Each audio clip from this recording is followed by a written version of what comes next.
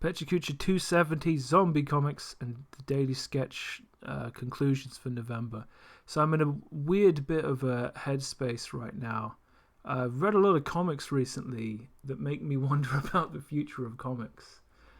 As I set out to make a big comic and engage in the hardest amount of work I've ever done in my life. But there was 4 images left from November's daily sketch. A couple of pictures of gorillas, which I did quick ink sketches of and quite enjoyed using a thick ink brush. Typically that kind of inaccuracy counts against me when I'm looking at my digital art, but this seemed like the appropriate usage of such tools. I then came in with a chalk brush, flipped the canvas, flipped the image, tried to be more accurate, and then it was a case of, okay, I think I've got the form, let's apply some degree of color based on my reference image. And I think this trend of trying to work moderately carelessly, quite fast, and catch major mistakes, I think it's been working for me. I do really like how the JPEGs look when they are thumbnail size. They only look better when they're bigger, when I render more, and that requires more time, effort, and skill and knowledge. So second gorilla picture, same deal. Coming in with the ink brush, getting an overall sense of the form, and I love this. Like, it gets so much down so fast, and then you get lost in the mud when you're working on the same image. It doesn't matter how long. It's just a case of when it feels like it is too long. Like I said last week, I think my sense of how long it should take to make good art is woefully inaccurate. I don't know how much one learns from any one specific image about things like gorilla anatomy. I think what I need to do going forward is do more sketches faster, to get more generalities so that I can internalize knowledge from what I reference. I got a great picture of Jack Nicholson that I wanted to do, and his head is at a tilt. That always complicates things.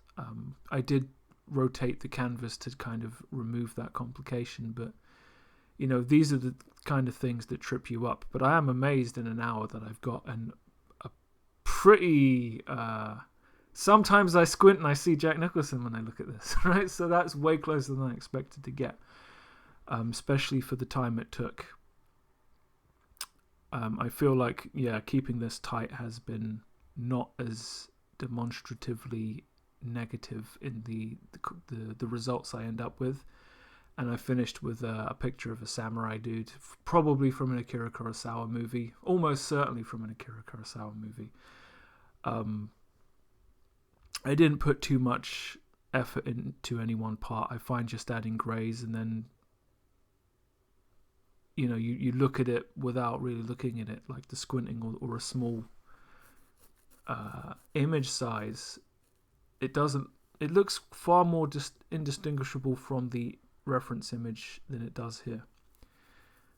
I need to do more going forward. So I'm still messing around with character concepts for my book. And this is me coming in out of the cold after 2 months of not really just scribbling stuff, not even the bisons. So, this is just me thinking about eye shape and kind of character tone of my main character. And, we need to get back to the bisons one a Tuesday, every Tuesday. That's how it's supposed to be. It's just an excuse to sit down, draw a picture of M. Bison doing... It doesn't matter what. He's playing cards with the Joker here, and the Joker is cheating, but I couldn't be bothered to draw it properly, so here you go. Because it's good to be spontaneous with these things. And this is just another picture, because I'm just getting back into the practice of drawing without reference. But I do need to marry using reference and not using reference in a way to enhance the creative art that I produce, while I continue to work on scripting my book. So zombie comics, there's a lot of them out there, and I've read a lot of them for free on the internet. The first one, Marvel Zombies, that came out about 2000, written by Robert Kirkman, I did pay for, and a lot of people did. But Marvel have found a cash cow and they've kept pushing it. Every screenshot is a different miniseries. So this is now Marvel Zombies 2, which is a direct continuation from the first time the good guys became the bad guys and wiped out the human race in a week. The idea originally came from an issue of Ultimate Fantastic Four, which is its own crazy thing. This is Marvel Zombies Return with Cash Cow, where as a direct result of how Marvel Zombies 2 ended, Spider-Man goes on this redemption arc, which doesn't quite go as planned because he's eating people in the first issue. So far, it's a combination of they're entertaining, but I'm laughing more at them as time goes on. And then there's Marvel Zombies Resurrection, which is a completely different reimagining of the idea of the Marvel universe becoming some kind of hive mind thing, which is interesting, but the final plot twist is the shits, and this hurts future sales. Marvel Zombies versus the Army of Darkness. Yes, that guy from Evil Dead. This is completely tongue-in-cheek, and it's maybe one of my favourite ones because Ash dresses up as Doctor Doom in Doctor Doom's castle and gets away with it. But the whole thing's a shit show. Speaking of shit show, when Marvel decided they couldn't milk zombies anymore, they decided to turn the Marvel superheroes into cannibals that eat people, but they're not zombies. Okay, fine. Fuck you, thanks for coming. And they did 3 mini-series off of that. Punisher versus the cannibals, the Avengers versus the cannibals, and Wolverine versus the cannibals. And in a mark of true expert storytelling, these 3 mini-series, which are supposed to go together to tell the story of the collapse of the human race, contradict each other. Brilliant. There's a lot of things I want to say about this I can't really get into because it takes too long.